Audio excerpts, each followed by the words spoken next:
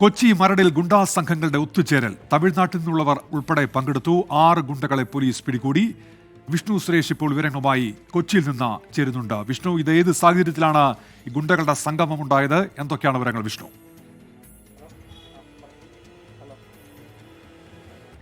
ഇന്ന് വൈകിട്ടോടെയാണ് Kochi Gandhi സ്ക്വയറുള്ള classic fort ഹോട്ടലിൽ നിന്ന് 6 ഗുണ്ടകളെ അല്ലെങ്കിൽ ഗുണ്ടകളുമായി ഗുണ്ടാ പശ്ചാത്തലമുള്ള 6 പേരെ പോലീസ് കസ്റ്റഡിയിൽ എടുത്തത്. അവർ നിലവിൽ ഇപ്പോൾ ഉള്ളത് മരട് പോലീസ് സ്റ്റേഷനിലാണ്. പ്രിവെൻറ്റീവ് കസ്റ്റഡി എന്ന നിലയിലാണ് അവരെ കസ്റ്റഡിയിൽ എടുത്തിരിക്കുന്നത്. ഇവർക്ക് 3 പേർ, ഇതിൽ 3 പേർക്ക് മുൻപ് ഈ ഗുണ്ട അല്ലെങ്കിൽ അതുമായി ബന്ധപ്പെട്ടുള്ള കേസുകൾ ഉള്ള ആളുകളാണെന്ന് പോലീസ് വ്യക്തമാക്കുന്നുണ്ട്.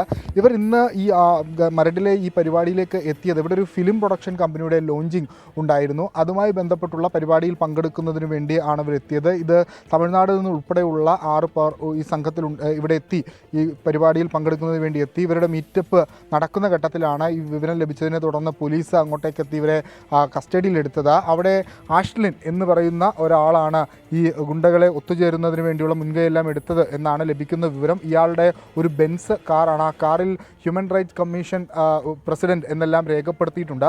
ആ കാറിൽ നിന്ന് പോലീസ് പിടികൂടിയത് ഒരു തോക്കും കത്തിയും അതോടൊപ്പം പെപ്പർ സ്പ്രേയുമാണ്. നിലവിൽ ഈ മീറ്റപ്പുമായി ബന്ധപ്പെട്ട് ഒരു കേസും പോലീസ് ഇതുവരെ രജിസ്റ്റർ ചെയ്തിട്ടില്ല.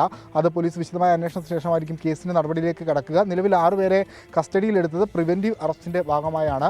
ഇനി ഇവരുടെ പശ്ചാത്തലം പരിശോധിച്ച് അവരെന്തിനാണ് ഒത്തുചേർന്നത്, അക്കാര്യങ്ങളെല്ലാം ഒരു വ്യക്തത വരേണ്ടിയിരിക്കുന്നു. കൂടുതൽ ഓപ്പറേഷനുകൾ പ്ലാൻ ചെയ്യുന്നതിന് വേണ്ടിയാണ് ഇവർ എത്തിയത്, അല്ലെങ്കിൽ മറ്റ് ഈ സിനിമ പ്രൊഡക്ഷൻ കമ്പനിയുമായി ബന്ധപ്പെട്ട് അവർക്ക് എന്തെങ്കിലും സഹായം നൽകുന്നതിന് വേണ്ടിയാണോ എത്തിയത്, അക്കാര്യങ്ങളെല്ലാം ഒരു പരിശോധന നടത്തിയ ശേഷമായിരിക്കും അറസ്റ്റോ അല്ലെങ്കിൽ തുടർ നടപടികളോ സ്വീകരിക്കുക.